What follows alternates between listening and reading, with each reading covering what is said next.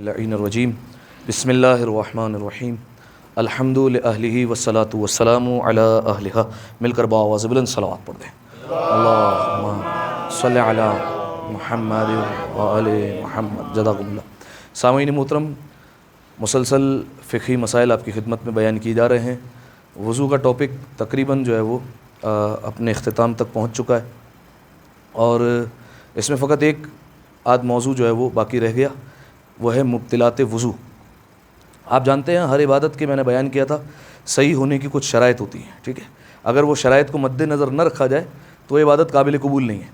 اسی طریقے سے ہر عبادت میں کچھ چیزوں کی پابندی ہے. ٹھیک ہے، یعنی اگر ان چیزوں کو انجام دے دیا جائے یا وہ چیزیں وجود میں آ جائیں تو پھر وہ عبادت باطل ہو جاتی ہے. جیسے بالفرض اگر آپ نماز پڑھ رہے ہیں تو نماز ایک عبادت ہے. اگر جو ہے وہ بالفرض آپ نے اس میں کوئی کلام کر لیا، ٹھیک ہے، یا آپ نے جو ہے وہ منہ میں ببل ڈالی اور کہا کہ چلو نماز بھی پڑھتے رہتے ہیں اور ساتھ میں کھاتے پیتے بھی رہتے ہیں، ٹھیک ہے، تو یہ کھانا پینا یہ نماز کو باطل کر دے گا. کوئی ایسا کام کر لیا کہ جو نماز میں فعل کثیر شمار ہو جائے، وہ بھی نماز کو باطل کر دے گا. ٹھیک ہے، تو یہ جو ہے وہ عبادت میں کچھ پابندیاں ہوتی ہیں. اسی طریقے سے وضو بھی ایک عبادت ہے، تو اس کے بھی کچھ مبطلات ہیں. مبطلات کہتے ہیں باطل کر دینے والی چیزیں. ٹھیک ہے، تو وضو کو باطل کر دینے والی چیزیں کیا ہے بتائیے آپ. کیا ہے وضو کو کون کون سی چیزیں باطل کر دیتی ہیں؟ اچھا، بے ہوش ہونا، اس کو جو ہے وہ آسان الفاظ میں اس طریقے سے کہا جا سکتا ہے کہ وہ چیزیں جو عقل کو زائل کر دیتی ہے. عقل کو زائل کر دیتی ہے کیا مطلب؟ ایک بندہ جو ہے وہ بے ہوش ہو گیا، یا جو ہے وہ دیوانہ ہو گیا، ٹھیک ہے، یا جو ہے وہ جس کو کہتے ہیں مستی، یعنی جو ہے وہ بالکل جو ہے نا اپنے ہوش و آواز جو ہے وہ کھو بیٹھا کسی طریقے سے، تو اس کو جو ہے وہ کہیں گے عقل کا زائل ہو جانا. اس کو بھی جو ہے وہ کہتے ہیں وضو باطل ہو گیا اس سے. اور کیا چیز ہے؟ اچھا، جس کو کہتے ہیں رفع حاجت. ٹھیک ہے، اگر جو ہے وہ بالفرض انسان جو ہے وہ اپنی جو ہے وہ واش روم جو ہے وہ چلے جائے، بیت الخلا چلے جائے اور وہاں پر جو ہے وہ اپنی حاجت کو جو ہے وہ رفع کرے، ٹھیک ہے، تو جس کو کہتے ہیں پیشاب یا پاخانہ، اس سے بھی جو ہے وہ وضو باطل ہو جاتا ہے. یہ ہو گئے تین کل. اور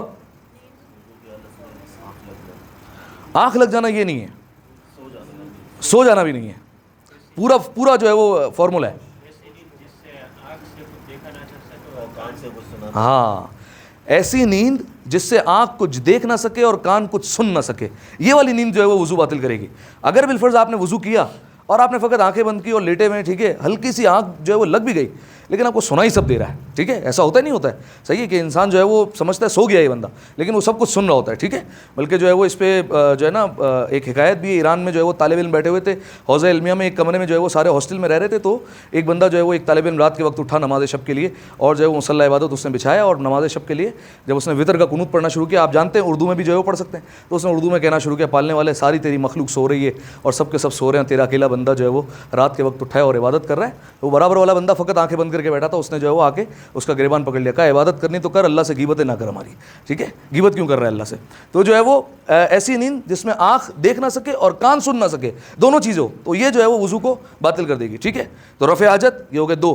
پھر ہو گیا عقل زائل ہو جانا، ٹھیک ہے، اس میں بے ہوشی ہو گئی، دیوانگی ہو گئی، مستی ہو گئی، یہ ساری چیزیں آ گئی. ٹھیک ہے، اور ایسی نیند جس میں آنکھ دیکھ نہ سکے اور کان سن نہ سکے. اور گیس کا خارج ہونا، یہ بھی جو ہے وہ جس کو کہتے ہیں ریح کا خارج ہونا، یہ بھی جو ہے وہ وضو کو باطل کر دے گا. 5 ہو گئی. اور ہاں، جنابت، یہ بھی جو ہے وہ وضو کو باطل کر دے گی. باقی جو ہے وہ احکام جو ہے وہ خواتین سے مخصوص ہے. یہ وہ چیزیں ہیں جو وضو کو باطل کر دینے والی. ہاں، تو ایک دو اور چیزیں نا جو ہمارے لیے نہیں ہیں، ان کے لیے اب آپ بولیں تو وہ بھی بیان کر دیتا ہوں. تو یہ جو ہے وہ کل چیزیں جن سے وضو باطل ہو جاتا ہے. ٹھیک ہے، اچھا، اب اس میں جو ہے وہ ایک آدھ دو مسئلے اور بیان کر دوں آپ کی خدمت میں. وہ یہ کہ ایک تو مسئلہ آپ کی خدمت میں بیان کیا تھا کہ اگر بالفرض ایک انسان نے وضو کیا اور وضو کے بعد جو ہے وہ یہ شک کر رہا ہے کہ اس کا وضو ابھی باقی ہے یا باطل ہو گیا ہے، تو کیا حکم ہے؟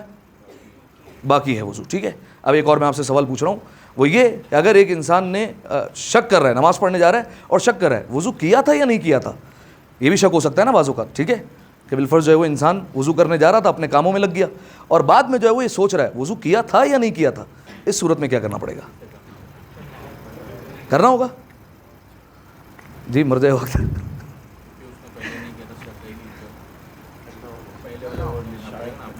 اس میں کرنا ہوگا. ٹھیک ہے، دیکھیے اس دن ایک بیان کیا تھا، اس کو کہتے ہیں قاعدہ استصحاب.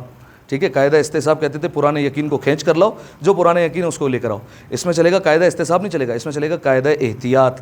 ٹھیک ہے، یہ جو ہے وہ ایک الگ اصول ہے کہ احتیاط کا کرنا جو ہے وہ قاعدہ میں جو ہے وہ اپنانا پڑے گا. اگر بالفرض کسی لباس کے بارے میں شک ہو کہ یہ پاک ہوا ہے یا نہیں ہوا ہے, ٹھیک ہے, ایک تو ہے پرانا دیکھا جائے گا کہ پرانا جو ہے وہ آیا کیا تھا, کہ جو ہے وہ پاک تھا یا کیا تھا, ٹھیک ہے, تو وہ پرانے یقین کو کھینچ کر لے کر آنا ہے, ٹھیک ہے. ایک جو ہوتا ہے قاعدہ احتیاط, ٹھیک ہے, ہمیں جو ہے وہ دو موضوع میں شک ہو رہا ہے, اس میں جو ہے وہ ہم قاعدہ احتیاط چلاتے ہیں کہ وضو کیا تھا یا نہیں کیا تھا, اس میں جو ہے وہ ہم احتیاط کریں گے اور پہلے وضو کریں گے, اس کے بعد جو ہے وہ پھر اپنی عبادت کو انجام دیں گے. صلوات پڑھیں مل کر بآواز بلند, اللہم صلی علی محمد